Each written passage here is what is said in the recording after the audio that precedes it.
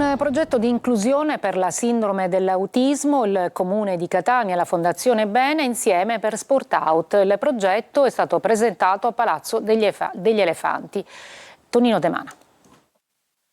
Collaborazioni virtuose per un cambio di passo verso l'inclusione. Il sindaco Trantino lo afferma con un pizzico di orgoglio in conferenza stampa presentando il progetto Sport Out, promosso dalla Fondazione Ebbene in coprogettazione con il Comune di Catania. L'iniziativa intende migliorare la qualità della vita di 30 bambini con spettro autistico attraverso attività sportive mirate a favorire benessere, autonomia e socializzazione. È un connubio importante, sport e disabilità nel caso di specie dello spettro autistico e ovviamente lo sport diventa uno strumento essenziale per la socializzazione, quindi sport diventa inclusione. Pratica sportiva inclusiva grazie al contributo della Regione siciliana. Questi progetti nascono con un decreto ministeriale che noi come Regione abbiamo recepito con le risorse che ci sono state assegnate, 8 milioni e 100 euro, e una parte di questa è la linea B, proprio quella dedicata allo sport, dove i comuni sono capofila. In Sicilia su questa linea gravitano 9 comuni, uno di questi è appunto Catania con questo progetto Sport Out, che serve a una idea di integrazione socio-assistenziale ma anche lavorativa di queste persone che hanno queste disabilità. Di estrema attualità l'omicidio-suicidio di Corleone con la figlia autistica uccisa dalla madre. Quello che è successo a Corleone è una sconfitta per tutti noi, per tutti gli operatori sociali. Questi progetti servono non solo ai ragazzi, ma servono perché aiutano le famiglie a non essere sole, servono a vedere un cambiamento nella vita dei ragazzi, servono a costruire una normalità di cui spesso i familiari sentono il bisogno. Sport Out è un mosaico di competenze che unisce istituzioni, terzo settore e realtà sportive in un lavoro condiviso al servizio delle famiglie. A Natale non può mancare il presepe, da quello più piccolo a quello più grande. Vi proponiamo anche oggi uno sommerso che si trova nei fondali della Darsena a Siracusa. Francesco Aloi.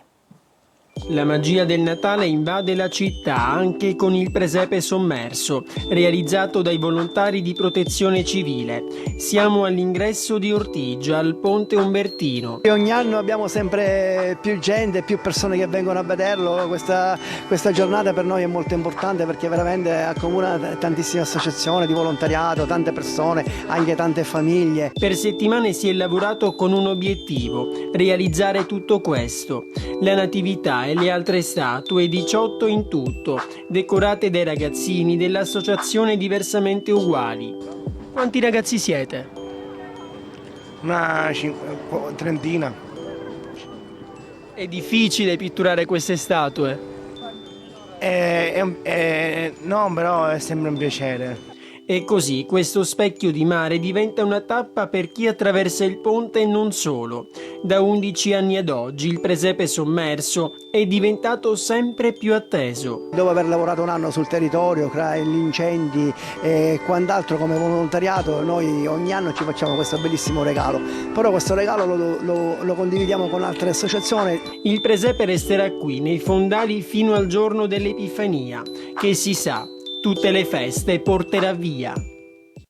Una breve pausa, poi il calcio e gli impegni delle siciliane di Serie C.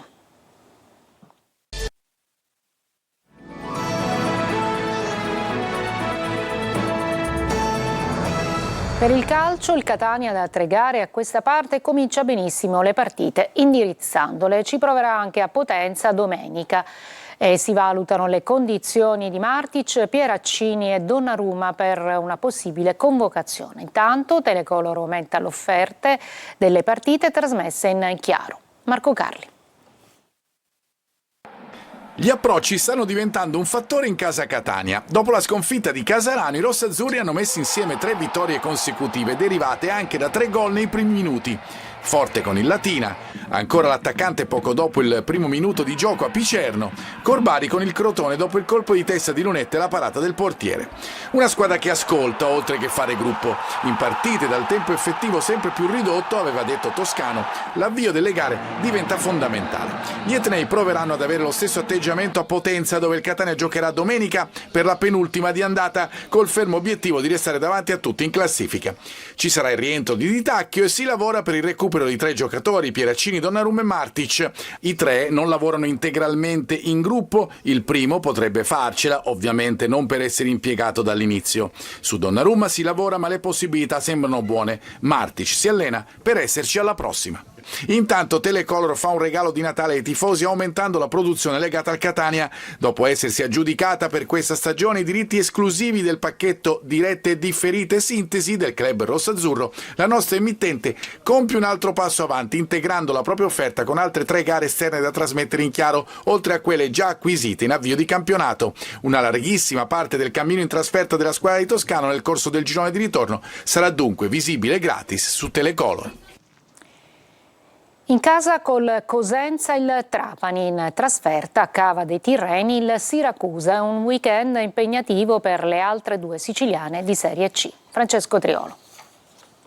Nell'ultima giornata del 2025 si incroceranno al De Simone Siracusa e Trapani, ma intanto nel prossimo weekend devono affrontare 2 partite impegnative. La corsa salvezza del Siracusa passa sabato dal Simonetta Lamberti di Cava dei Tirreni, trasferta insidiosa per gli azzurri che fanno sempre la corsa su Foggia e Picerno per sganciarsi dall'ultimo posto in classifica e poi puntare alla zona fuori dai play-out. Gli Aretusei svolgeranno venerdì la rifinitura in città e poi si trasferiranno a Cava, dove il tecnico Marco Turati potrà contare nuovamente sull'attaccante Molina al rientro dopo la squalifica, ma non ci sarà Candiano squalificato ed è in dubbio anche il difensore Puzzone. Assenze anche in panchina, viste le squalifiche contemporanee sia di Turati che del suo vice Spinelli. Giocherà sabato anche il Trapani che al provinciale riceve la visita del Cosenza, 5 vittorie nelle ultime 7 partite, terzo posto in classifica per i calabresi alle spalle di Catania e Benevento, al pari della Salernitana fermata proprio dalla squadra di Aronica nell'ultimo turno. Importante per il tecnico granata il recupero di Di Noia e Fischnaller, le 2 novità rispetto alla partita della Reghi dove non sono stati schierati. L'obiettivo è quello di centrare i 3 punti così da rientrare nella griglia dei playoff prima della fine dell'anno. È tutto per questa edizione, la prossima alle 14. Grazie per l'ascolto e buona giornata.